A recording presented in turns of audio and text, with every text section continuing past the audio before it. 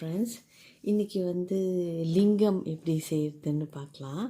அதுக்கு வேண்டிய பொருள்லாம் இந்த மாதிரி க்ளே டூல்ஸ், ஒரு மாடலிங் க்ளே, அப்புறம் ஒரு சப்பாத்தி கட்டை, அப்புறம் சீசர்ஸ், கிறிஸ்மஸ் டெக்கரேஷன், அப்புறம் கட்டர், அப்புறம் இது கோஸ்டர், அவ்வளோதான். இந்த டெக்கரேஷன் கிறிஸ்மஸ் ட்ரீயில் வைக்கிறது. அது இந்த நடு சென்டர் போர்ஷனை பார்த்து இங்கே ஃபுல்லாக கொஞ்சம் வெட்டிட்டு, கட்டரால் வெட்டிட்டு, அதுக்கப்புறம் சீசர்ஸ் வச்சு வெட்டிடும். இதோ வெட்டிட்டேன். இப்போங்க இது கீழ் போர்ஷனாகவும் இது இப்படி மேல் போர்ஷனாகவும் வரும். மேலே இந்த லிங்கம் அப்படி வரும்ல, அதுக்கு தான் இது செய்ய போகிறேன். நான் இதே தான், இந்த அளவு தான் வச்சுக்க போகிறேன். இது எவ்வளோ இருக்கும், என்னோடய விரலில் ஒரு 8 to 9 சென்டிமீட்டர்ஸ் இருக்குன்னு நினைக்கிறாங்க. அவ்வளோதான். அதை நான் அப்படியே வெட்டி லென்த் அதான். இப்போ நான் இவ்வளோ தூரம் வச்சு இங்கே கொஞ்சம் ரவுண்டாக சிலிண்டர் ஷேப்பில் ஆக்கிடுவேன். இதோ பண்ணிட்டேன். இது கொஞ்சம் லென்த் ஆகிப்போச்சு, எனக்கு இவ்வளோ தேவையில்லை. ஏன்னா இதோட இதை வச்சு தான், சர்ஃபேஸை வச்சு தான் பண்ணணும். நான் இவ்வளோ இருந்தால் போதும்னு நினைக்கிறேன். ரவுண்டாக பண்ணிட்டேன். இப்போ நான் இதை அவ்வளோதான். இதை இந்த மாதிரி மோல்டு பண்ணுறது நீங்கள் தண்ணி போட்டு, தண்ணி கொஞ்சோண்டு ஆட் பண்ணிங்கன்னா இதெல்லாம் இந்த இடத்தெல்லாம் மோல்ட் பண்ணிடலாம். இப்படி இதை அப்படியே ட்ரை பண்ண விட்டுடும். இது எல்லாமே ட்ரை பண்ணுறதுக்கு 24 hours ஆகும். போர்ஷன் செய்யணும். இந்த க்ளே கொஞ்சம் ஹார்டாக இருக்கும். தண்ணியை கொஞ்சம் சேர்த்து மிக்ஸ் பண்ணி கொஞ்சம் சாஃப்டாக ஆக்கியிருக்கிறேன். மொத்தமான சப்பாத்தி பண்ணால் எப்படி இருக்கும், அந்த சைஸ் எடுத்துக்கணும். ஏன்னா இது மேல் போர்ஷன், இது நிற்கணும், அது கரெக்டாக. அதனால தான் இந்த ஷேப்பு தான். ஒரு சின்ன இந்த கார்னரில் வச்சுக்கிறேன். ஏன்னா அந்த நீட்டு தண்ணி ஊறுறது வரணும். பாருங்கள், தெரியுதுன்னு நினைக்கிறேன். இப்படி பண்ணிக்கினேன். இப்போ இதோட சென்டரில்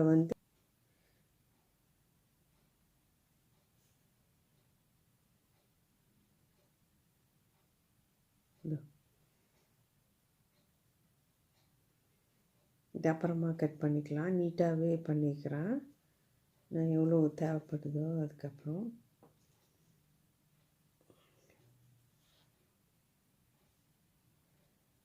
இப்போ இது ஃபுல்லாக கட் பண்ணிடும்.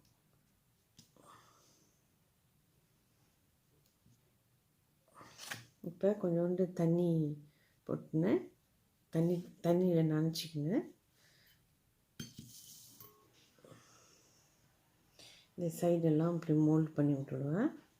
இந்த இடத்துல கீழே கொஞ்சம் குழியாக வரணும். இந்த மாதிரி ஒரு டூல் ஒன்று எடுத்துக்கிறேன்.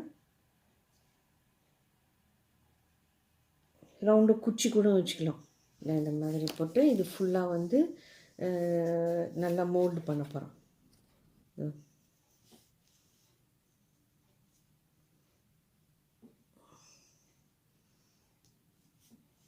இந்த மாதிரி இது பண்ணு.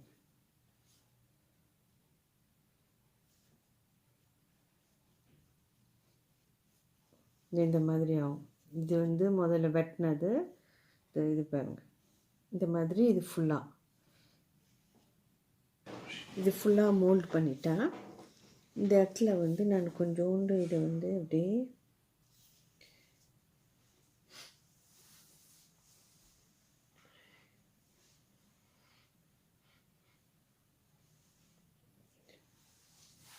இந்த ஓரை சுற்றி கொஞ்சம் டெப்த் உள்ள ரவுண்டு ஒன்று போட்டுக்கிறேன். ரொம்ப ஓரமாக போகக்கூடாது. ஏன்னா இதுக்கு மேலே ஒரு சின்ன கொஞ்சோண்டு க்ளே போட்டு மேலே கவர் பண்ணுவேன்.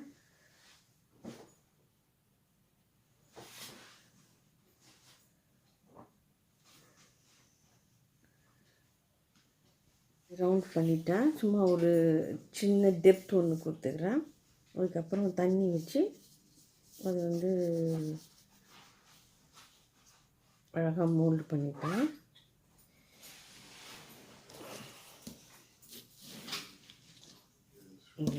இந்த மாதிரி இருக்கும். இப்படியே தான் நான் காய வைக்க போகிறேன். இந்த போர்ஷன் வந்து கொஞ்சோண்டு வெட்ட போகிறேன். ரொம்ப லென்த் அதிகமாக இருக்குது. மெலிசா இப்படி இந்த இவ்வளோ மொத்தமாக இருந்ததை வந்து இப்படி பண்ணி இப்படி தேய்ச்சி இந்த இந்த மெலிஸ்க்கு எடுத்துகிட்டு வந்துருக்குறேன். இதில் வந்து கொஞ்சோண்டு இந்த சுற்றி தண்ணி தடவிட்டுன்னு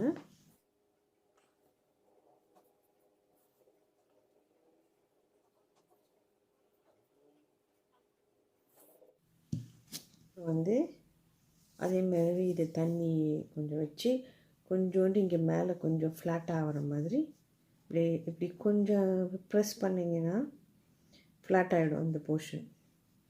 அந்த மாதிரி ஃபுல்லாக செய்யணும். இந்த க்ளே வந்து இந்த மேலே போட்டுருக்கோம் பாருங்கள். கொஞ்சம் தண்ணி ஆட் பண்ணி இந்த சைடில் வந்து இது கூட ஜாயின் பண்ணிடுங்க. இது கூட அந்த மாதிரி அது ஒட்டிக்கும் தானாகவே. அப்புறமா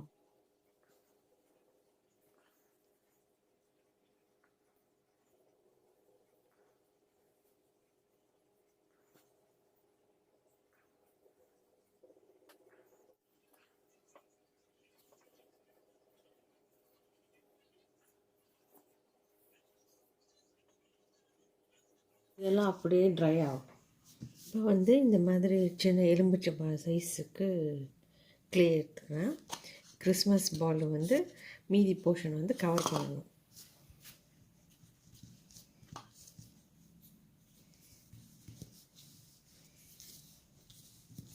சப்பாத்தி மொத்தத்துக்கு ஒட்டிக்கிறேன். இதை நான் இந்த கீழ் போர்ஷனை மட்டும் ஒட்டிக்கிறேன்.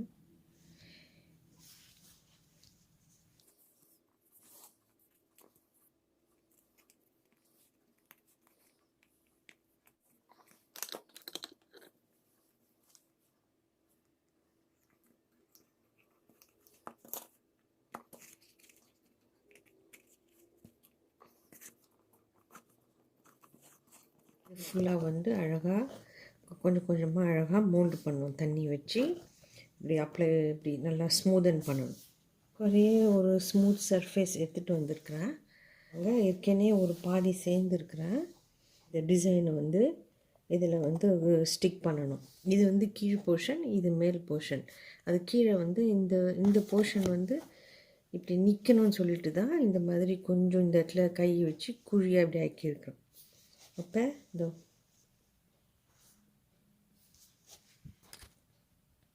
இது எப்படி நிற்கும் இந்த மாதிரி.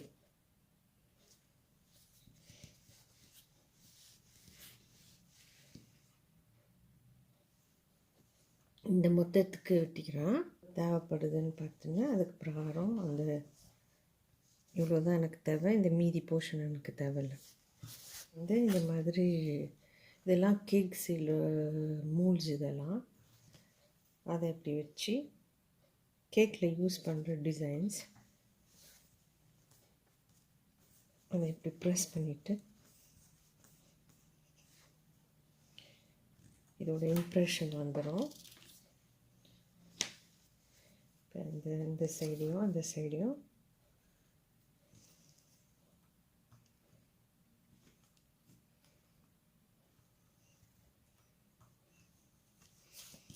இந்த மாதிரி இந்த பக்கமும் ஒட்டிடணும். இந்த மாதிரி ஸ்ட்ரைப் கிடைக்கும். என்ன பண்ண போகிறேன், இந்த கார்னர்லாம் வந்து அப்படியே ஸ்மூதன் பண்ணிங்க ஃபிங்கர்ஸ் வச்சு. இப்போ இது ரெண்டாக ஸ்ப்ளிட் பண்ணிவிடும். இது கொஞ்சம் தண்ணி போட்டுருக்குறேன். இது தண்ணி போட்டு அப்ளை பண்ணிவிட்டு இந்த போர்ஷனை வந்து அப்படியே இப்படி திருப்பி வச்சு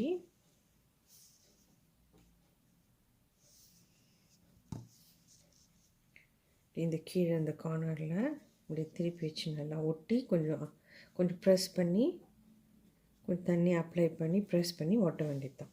இது ஒட்டும் போது என்ன பண்ண போகிறேன், இந்த இடத்துல இந்த இந்த இந்த கூர்ப்பான இடத்துல வந்து இதோட ஃப்ளாட் போர்ஷனும் வைக்க போகிறோம். இப்படி ரவுண்டாக அதே மாதிரி ஒட்டிட்டு வந்துடும். இது முடிச்சுட்டேன் பாருங்க. ஏற்கனவே ஒன்று முடிச்சிருக்கிறேன் பாருங்க. ஒன்று இதே மாடல் தான். இது வந்து இப்படி வரும். இந்த போர்ஷனில் இப்படி வரும். இந்த மொத்தத்துக்கு பண்ணியிருக்கிறேன். பண்ணிவிட்டு ஏதாவது ஒரு ஃப்ளாட் சர்ஃபேஸ் வச்சு கொஞ்சம் இப்படி ப்ரெஸ் பண்ணணும். அதாவது 4 பக்கமும் அதே மாதிரி இருக்கணும். இது வந்து இந்த இடத்துல வரும். இப்படி ஒட்டிடுவோம் இது கூட. அப்போ இது வந்து ஃப்ளாட்டாகிடும். கிட்டத்தட்ட ஃப்ளாட்டாக பண்ணியிருக்கிறேன். இப்போ கொஞ்சோண்டு தண்ணி எங்கே பார்த்தாலும் அப்ளை பண்ணிவிட்டு இதில் இந்த கிண்ணத்தில் இந்த ஒரு பக்கத்தில் இதை வந்து அப்படியே வச்சு கொஞ்சம் ப்ரெஸ் பண்ணி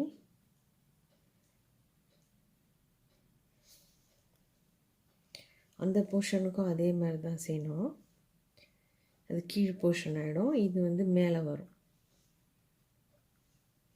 இங்கே வந்து இது ரெண்டுத்தையும் வந்து கொஞ்சம் அழகாக மோல்ட் பண்ணிடணும். ஒட்டிட்டேன். இப்போ வந்து இதில் எப்படி நிற்கிதுன்றதை காட்டுறேன்.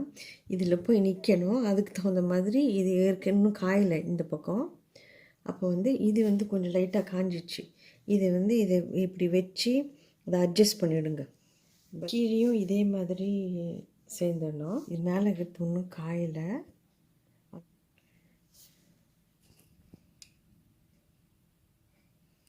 ஸ்னேக்கு மறந்துட்டேன். இந்த இடத்துல வரும்போது கொஞ்சம் அதிகமாக வச்சுக்கணும். அப்புறம் இங்கே வந்து இப்படி ஃப்ளாட் பண்ணிங்க. இப்படி ஃப்ளாட் பண்ணிவிட்டு இப்படி கொஞ்சம் கொஞ்சமாக அப்படி தள்ளின்னு போய் இப்படி பண்ணிங்கன்னா இந்த இடம் வந்துடும்.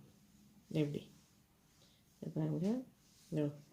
அப்புறம் இங்கே கொஞ்சோண்டு க்ளே வந்து ஆட் பண்ணணும். பாருங்கள், இப்படி கை இப்படி வச்சுன்னு இந்த போர்ஷனை ஃப்ளாட் பண்ணுறது வந்து பத்தலைன்னா கொஞ்சம் சேர்த்துங்க. இந்த இடம்லாம் கொஞ்சம் அழகாக மோல்டு பண்ணணும். அப்புறமா இந்த இடத்துல வந்து கொஞ்சோண்டு அதுக்கு அந்த இது சேர்க்கணும். அதோட உடம்பு பாட்டு சேர்க்கணும். பின்னாடி இதை பாருங்கள், பின்னாடி வந்து கொஞ்சம் சேர்க்கணும். ஆனால் ஏற்கனவே இந்த ஃபார்ம் வந்துடுச்சு. இது இப்பயே நான் ஒட்டி தான் ஆகணும். ஏன்னா வந்து அப்புறமா ஒட்டாது.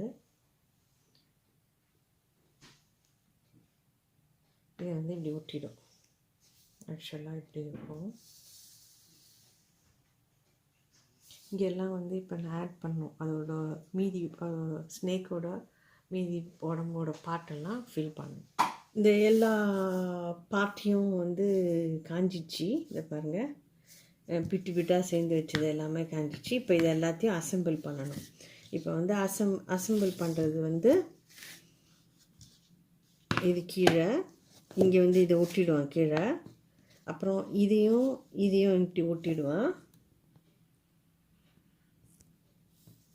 இதையும் இப்படி ஒட்டிடுவான். இது வந்து கொஞ்சம் நேராக நிற்கிற மாதிரி பார்த்து ஒட்டிடுவான். அதுக்கப்புறம் இதை வந்து இந்த போர்ஷனில் வந்து ஒட்டிடுவான். இப்படி இந்த மாதிரி இப்படி வச்சு இது எல்லாத்தையும் வந்து ஹாட் க்ளூ வச்சு அழகாக நிற்கிற மாதிரி ஒட்டிட்டு பார்க்கலாம். பண்ணிட்டேன்.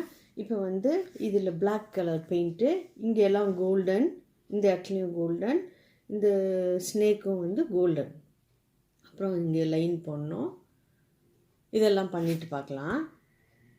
கோல்டன் பெயிண்ட், பிளாக் பெயிண்ட் அடிச்சுட்டு இதோ இந்த மாதிரி இது பாருங்க, இந்த மாதிரி ஸ்ட்ரைப்ஸு பேர்ல்ஸ் வச்சுருக்கிறேன். ஏற்கனவே கம் போட்ட பேர்ல்ஸு அதை வச்சு இதெல்லாம் ஒட்டிட்டேன். Thanks for watching.